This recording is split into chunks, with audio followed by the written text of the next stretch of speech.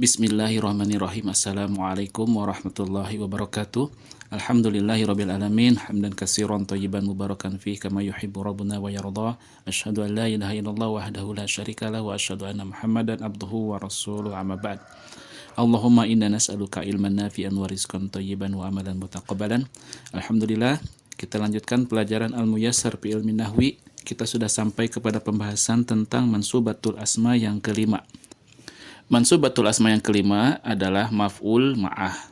Taib. Apa yang dimaksud dengan maf'ul ma'ah? Mu'alif memberikan penjelasan. Al-maf'ulu ma'ah adalah ismun, suatu isim waqa'a ba'dal wawi, yang dia terletak setelah huruf wawu. Nanti kita jelaskan wawunya wawu apa ya. Allati bima'na ma'a, yang makna dari wawu tersebut adalah bersama atau beserta.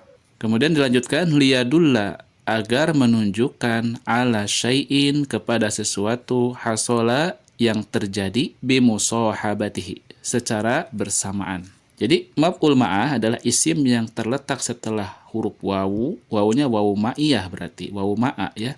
Allati bima'na ma'a, yang wawu tersebut maknanya adalah ma'a, beserta atau bersama.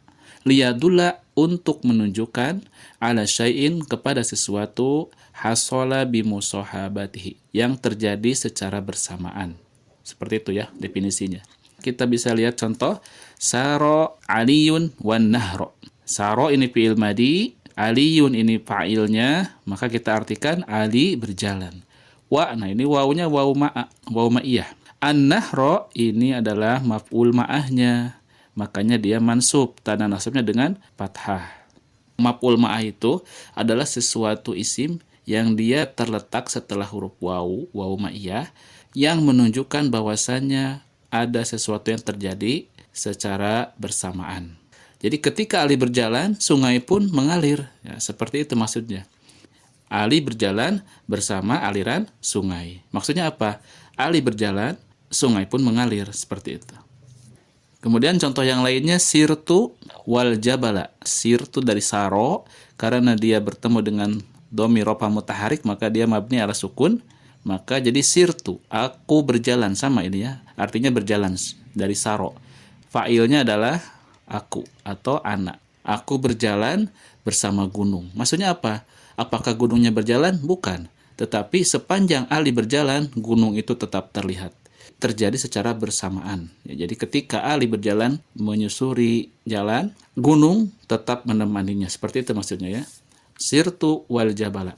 Al jabala adalah maf'ul ma'ahnya. Makanya dia mansub dengan tanda nasabnya fathah. Kemudian selanjutnya, saro Ahmadu. Saro berjalan, fi'il madi. Ahmadu ini fa'ilnya.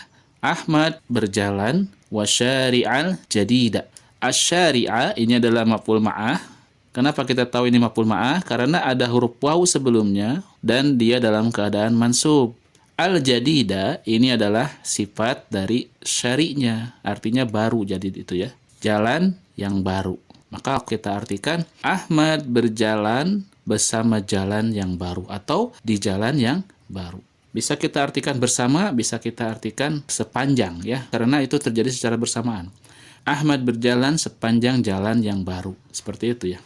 Bagaimana kita membedakan wawunya ini wawu ma'ah atau wawu atop? Nah, nanti kita ada penjelasannya. Kita lihat saja di sini fokusnya kepada isim mansub yang terletak setelah huruf wawu. Ini semuanya terletak setelah huruf wawu. Asyari'a terletak setelah huruf wawu. An-nahro terletak setelah huruf wawu. Al-jabala terletak setelah huruf wawu. Dan isim-isim semua ini dalam keadaan mansub, maka inilah yang disebut dengan maf'ul ma'ah. Baik. Kita lanjutkan pada contoh satu lagi ya, sebelum kita masuk kepada catatan. Ja'a abi wa ghurubasy syamsi. Ja'a ini fi'il madi, artinya telah datang.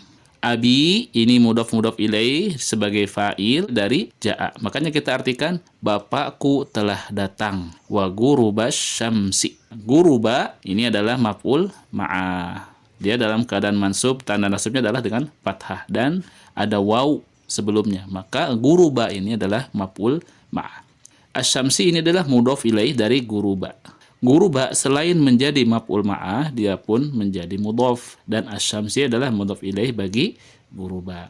Sehingga kita artikan bapakku telah datang bersama terbenamnya matahari. Seperti itu cara mengartikannya. Jadi kita bisa artikan ketika atau juga bersama ya, karena ini maf'ul ma'ah.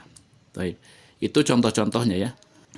Satu hal yang penting untuk diketahui ya, bagaimana kita membedakan suatu isim itu masuknya kepada maf'ul ma'ah? Kita lihat dari dua unsur. Yang pertama adalah isimnya dalam keadaan nasab. Tanda nasabnya tentu kembali kepada jenis isimnya ya. Kalau untuk yang mufrad jamak taksir maka dengan fathah. Yang kedua, unsurnya atau indikatornya adalah umumnya yang dijadikan maf'ul ma'ah bukan benda hidup. Makanya kita tadi lihat isim-isimnya semuanya benda mati. An-nahra, sungai, itu bukan benda hidup, bukan manusia, ghairu akil. Kemudian al-jabala itu gunung, asyari jalan, guruba itu pun bukan sesuatu yang bisa kita katakan sebagai makhluk hidup ya. Isimnya tidak satu jenis.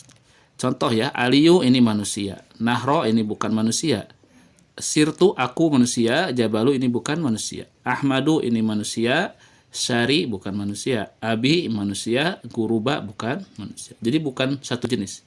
Maf'ul ma'ah itu berbeda jenisnya dengan isim yang disebutkan sebelumnya. Baik, kita langsung kepada catatan.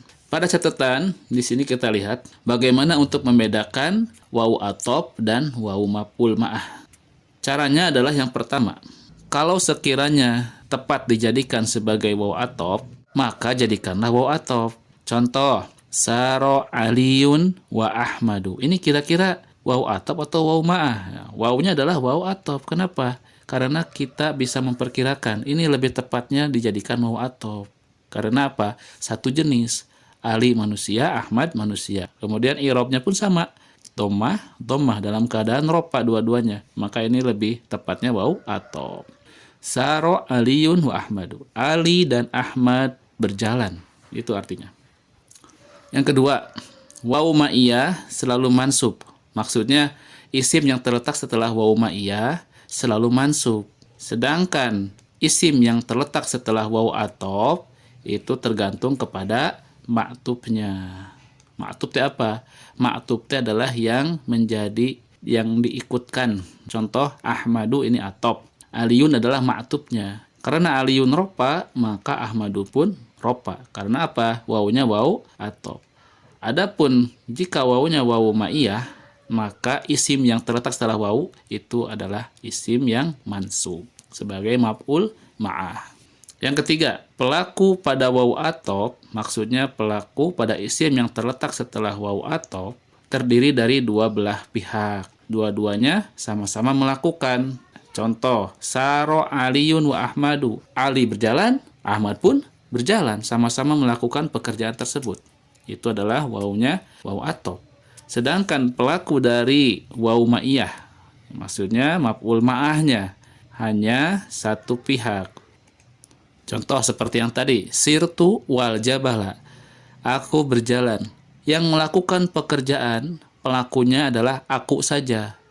Adapun al-jabala ini tidak melakukan pekerjaan. Dia hanya diam. Akan tetapi ketika aku berjalan, gunung ini terus nampak atau terlihat oleh aku. Jadi pelakunya hanya satu kalau untuk wawu ma'iyah.